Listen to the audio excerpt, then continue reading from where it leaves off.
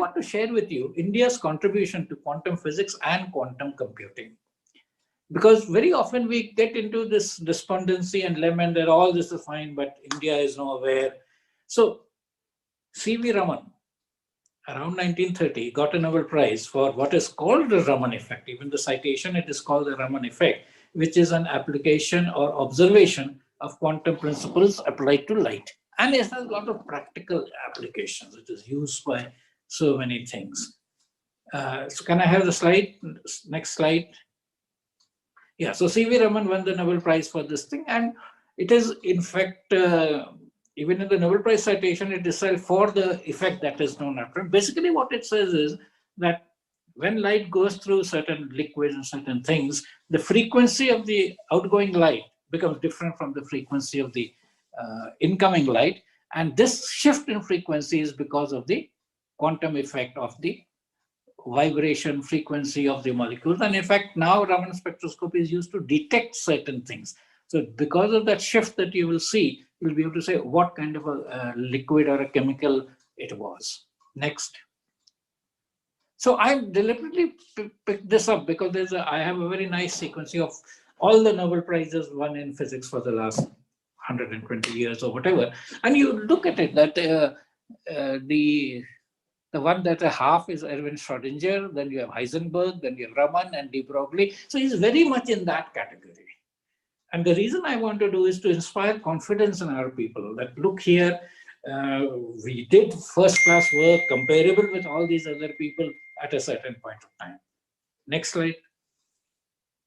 Satyen Bose is in a sense, slightly unfortunate person because his work was very much appreciated. Albert Einstein acknowledged his work, did collaborate. There is a whole thing called Bose-Einstein condensates. You see that thing. And a large number of particles are called bosons. All particles are classified as either fermions or bosons. Of course, there is now another category called anyons.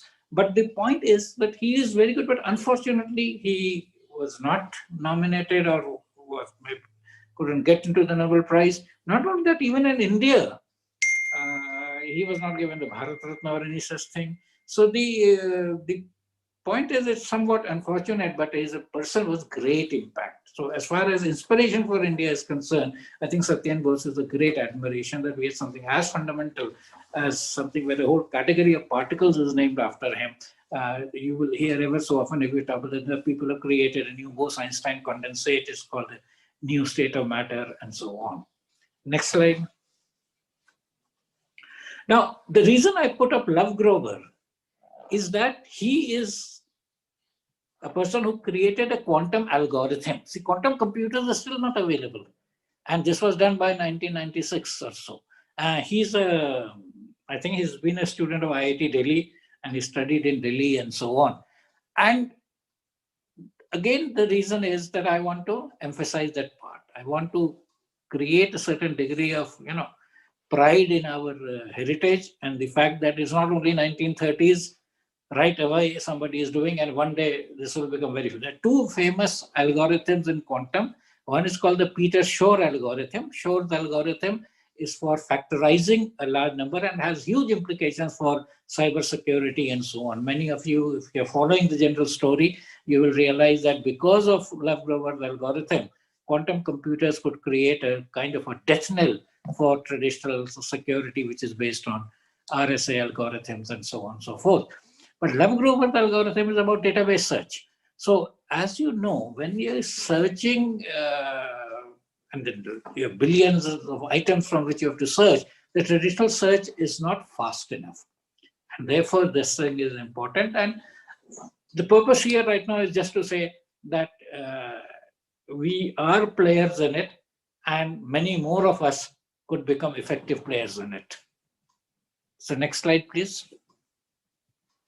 So the point is that when you start looking at quantum mechanics, very few problems can be solved analytically. So now let's go back quickly to Newtonian mechanics. So when Newtonian mechanics says that force is mass into acceleration, and you can, F is equal to ma, you can write equations, and then you know that if there is v is equal to u plus ft, s is equal to ut plus half ft square, square is u squared plus 2fs. And if the force is just the force of gravity, small g, then it is even simple. So you say h is equal to half gt square and so on and so forth. The moment you start looking at quantum equations, Schrodinger equation, even for a simple particle, it becomes difficult to solve. The hydrogen atom is very difficult to solve. If you have an atom with helium, it becomes more. Beryllium becomes impossible. So the problem was that this is where the need for quantum computers started coming. That when you look at an equation, the Schrodinger equation, for whatever system, and as I said, I worked in the field of solid state physics. So we had a simplification that all of them are like on a crystal lattice, similar cell repeated, and so you could try to do something, but still you could not do them analytically, and you had to start using numerical methods. This is a typical thing in physics. Many of you have studied the simple pendulum. So what do we say in a simple pendulum? It is a point mass. How can ever be a point mass? Mass has to be 5 grams, 10 grams, 2 grams, whatever. And it has to have a certain weight. It cannot be zero dimension. It must have some length, breadth, whatever. But for the purpose of a simple pendulum, we say that if we assume a point mass, a string, etc., and no air forces, etc., then we get the simple harmonic motion, and then we do all kinds of things with the simple harmonic motion. So physicists always do things like this, and I'll share with you 2 slides which make fun of this physicist approach. So let us share that. So next slide, please. So this is the story of a thing, that milk production at a dairy farm was low, so the farmers wrote to the local university asking for help. A multidisciplinary team was assembled, headed by a theoretical physicist, and they went and they looked after and so on. They produced a big report and says, but this cow has to be considered a spherical cow.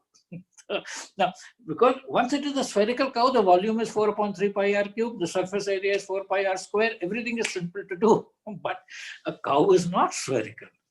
So this is where we are starting to, so this is what Feynman tried to say, that look here, there is no point in making approximations and trying to solve.